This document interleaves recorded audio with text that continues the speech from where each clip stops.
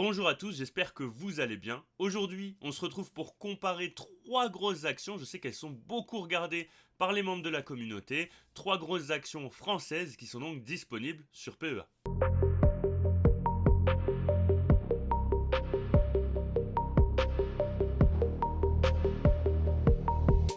Je voulais encore vous remercier, on est toujours de plus en plus nombreux sur la chaîne. Pour ceux qui ne le sont pas encore, n'hésitez pas à vous abonner et n'hésitez pas à laisser un petit commentaire pour soutenir mon travail. Donc aujourd'hui, et comme on me l'a proposé sur Twitter, d'ailleurs si vous voulez nous suivre sur Twitter, il y a le lien dans la description, on va essayer de comparer les actions Vinci, Bouygues et Eiffage.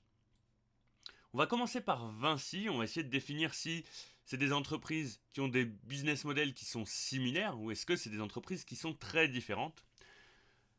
Un point qu'on va beaucoup remarquer sur ces trois entreprises, c'est qu'elles ont une part de leur chiffre d'affaires qui est destinée à la construction, une part plus ou moins importante en fonction de ces entreprises. Par exemple, on voit que Vinci Construction, c'est 45% du chiffre d'affaires de Vinci. Ensuite, on a Vinci Énergie, Vinci Autoroute, donc avec des concessions notamment. On a aussi les aéroports, etc., etc. Donc Vinci, par exemple, c'est une société qui est diversifiée entre les concessions, l'énergie et la construction. Et vous verrez que c'est pas le cas. Vous verrez que c'est pas le cas pour toutes ces actions. Vous verrez que par exemple, Bouygues a un business model un petit peu différent. Est-ce que ça lui réussit ou au contraire, est-ce que ça ajoute de la difficulté? C'est ce qu'on va essayer de vous définir. Ensuite, on a Eiffage, donc qui gère des infrastructures à hauteur de 38%. Donc ça va être de l'entretien, de la construction, etc., etc.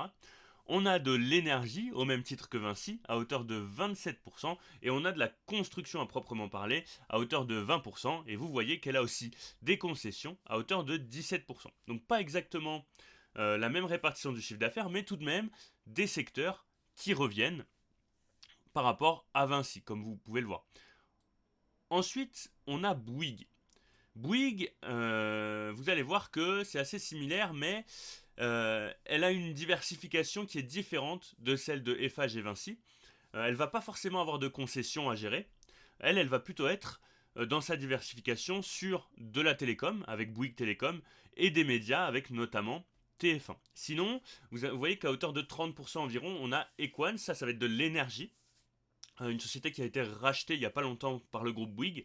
On a Colas aussi pour tout ce qui va être construction, gestion de route, etc. etc. Et Bouygues Construction pour la construction. Donc Bouygues qui a un modèle un petit peu différent des autres. En termes de répartition géographique, on voit qu'Eiffage est très centré sur l'Europe et sur la France, comme vous pouvez le voir juste ici, alors que Vinci et Bouygues sont très diversifiés. Et la plus diversifiée, ce serait Vinci à l'heure actuelle. Donc, on a identifié le fait que c'est des entreprises qui sont beaucoup dans la construction, mais pas uniquement, hein, comme on a pu le voir. Je vais me déplacer juste là, voilà, parfait. Et donc, on va essayer de définir quelle est la tendance pour l'activité du bâtiment, pour l'activité de la construction en 2024. On sait qu'on a eu une hausse des coûts, que ce soit des coûts pour s'endetter avec l'augmentation des taux, mais aussi le coût des matières premières au global, notamment avec le Covid. On a une difficulté d'accès au crédit, de par finalement l'augmentation des taux d'intérêt, et un ralentissement économique suite au boom qu'on a pu avoir dans la construction. Post-Covid, c'est un peu ce qui se passe notamment avec Piscine des Joyaux pour les piscines. On a eu un gros boom après Covid, et puis là, on voit un gros ralentissement. On voit notamment qu'on a un ralentissement dans les mises en chantier, dans les autorisations qui sont délivrées pour justement ces chantiers. Et on voit aussi qu'il y a un très très gros ralentissement des ventes dans l'individuel, notamment le logement individuel. Pour les promoteurs, c'est pareil, un gros ralentissement, 33,5%, moins 33,5% de ventes, donc c'est assez énorme, et tout ça c'est pour le logement neuf, et ensuite pour le non résidentiel neuf, vous voyez que le ralentissement est un peu moins important. Dans ce contexte, dans un contexte économique qui est un petit peu fragilisé, et ben selon la FFB, on aurait potentiellement un recul de 5,5% du chiffre d'affaires dans le bâtiment en 2024 et la suppression de 90 000 postes. Donc vous voyez que c'est un secteur qui est un petit peu fragile en ce moment. En ce qui concerne maintenant l'énergie, eh ben on voit que les entreprises du BTP européen surfent vraiment sur la vague de l'énergie, hein. Il y a une étude annuelle du cabinet Farvis Mazars sur les majors européennes qui confirme la suprématie des groupes français avec Vinci, Bouygues et Eiffage qui sont dans le top 4 européen. Et on a quand même une bonne forme dans le secteur d'activité avec une hausse de 14,6% du chiffre d'affaires en 2023 par rapport à 2022. Et tout ça tiré par la progression des activités qui sont liées à l'énergie, hein. Donc on voit que d'un côté on a la construction qui vacille un petit peu, et de l'autre côté l'énergie qui monte en force. Pareil pour les concessions, notamment Vinci qui va chercher des contrats aux États-Unis, etc. etc. Donc c'est un business model qui marche plutôt bien. En revanche, les médias et les télécoms, Bouygues a fait le choix de s'orienter vers TF1 et de rester un peu dans les télécoms. On sait que c'est des secteurs qui battent un petit peu de l'aile. Hop, ensuite, si on zoome un petit peu sur les activités, on voit qu'en termes de chiffre d'affaires, on a Vinci qui est en tête avec 59 milliards. Ensuite, suivi par Bouygues, 46 milliards de chiffre d'affaires. Et Eiffage, qui est un peu à l'arrière, hein, qui est à 18,2 milliards.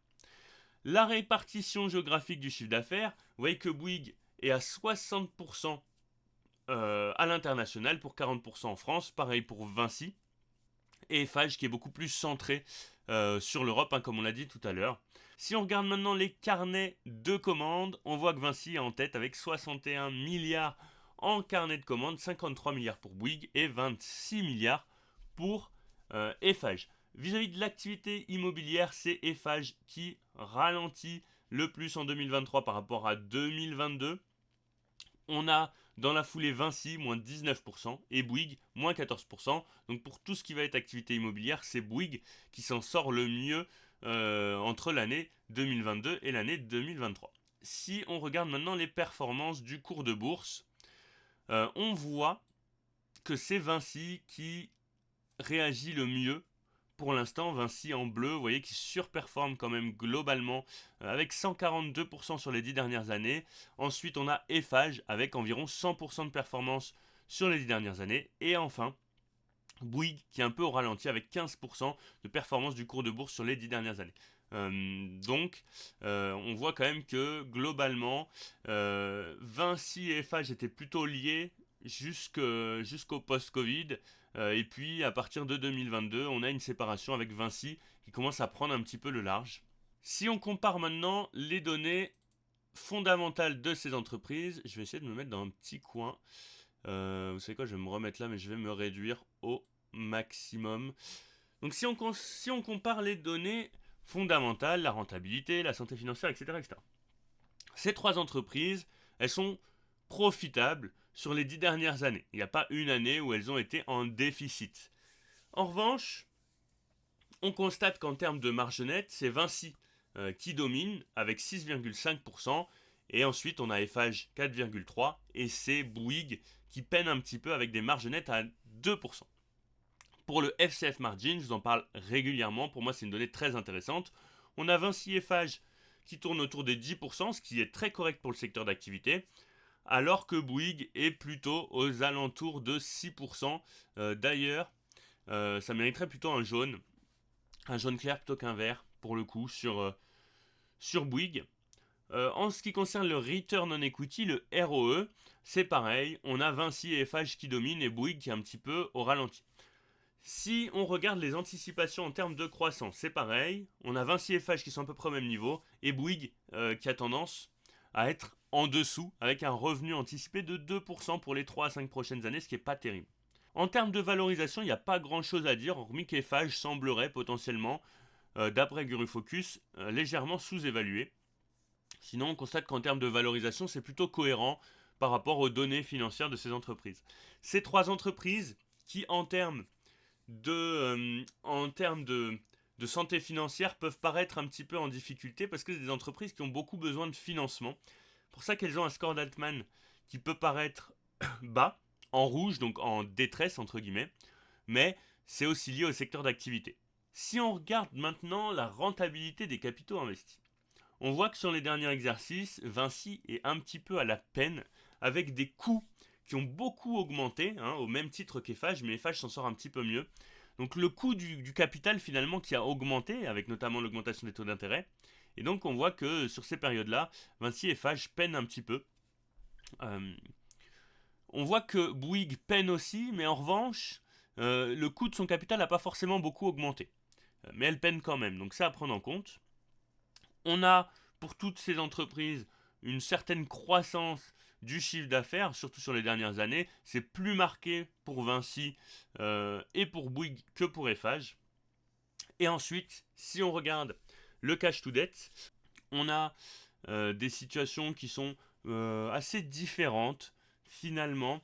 Vous voyez que par exemple pour Vinci, on a une belle croissance du cash juste ici, avec une dette qui a une très légère tendance baissière. Donc l'écart finalement entre le cash et la dette est le mieux finalement chez Vinci. Et puis on voit ensuite que cet écart, il est quand même plus important entre Eiffage et Bouygues. Bouygues qui a beaucoup augmenté sa dette les 2 dernières années, les 2 derniers exercices, alors que c'est plutôt constant pour Eiffage qui essaye de faire monter son cash petit à petit. Donc voilà pour les situations financières. On va regarder maintenant le dividende. Alors, en termes de dividende et en termes de dilution, on voit que on a le score de croissance le plus élevé chez Vinci. Ensuite, en termes de score de sûreté du dividende, c'est chez Bouygues que c'est le plus élevé. 16 pour Bouygues, 15 pour Vinci et 13 pour Eiffage. On a des rendements similaires pour Vinci et Eiffage, on est aux alentours des 4,5% et un rendement plus élevé aux alentours de 6%.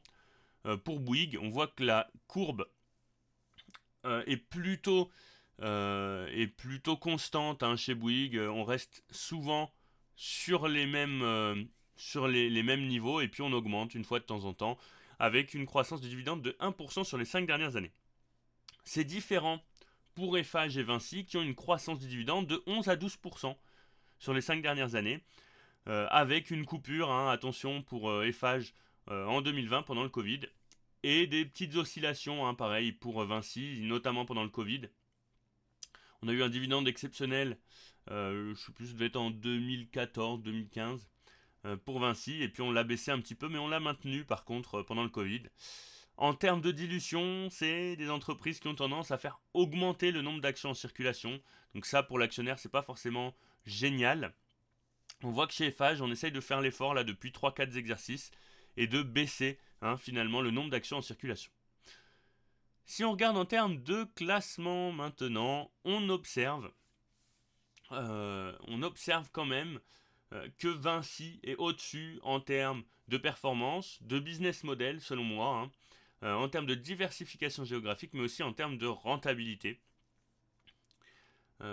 Eiffage, pour moi, serait potentiellement en deuxième position, et Bouygues, de par son exposition à des secteurs un petit peu moins rentables, un petit peu moins croissants, peine un petit peu dans le classement.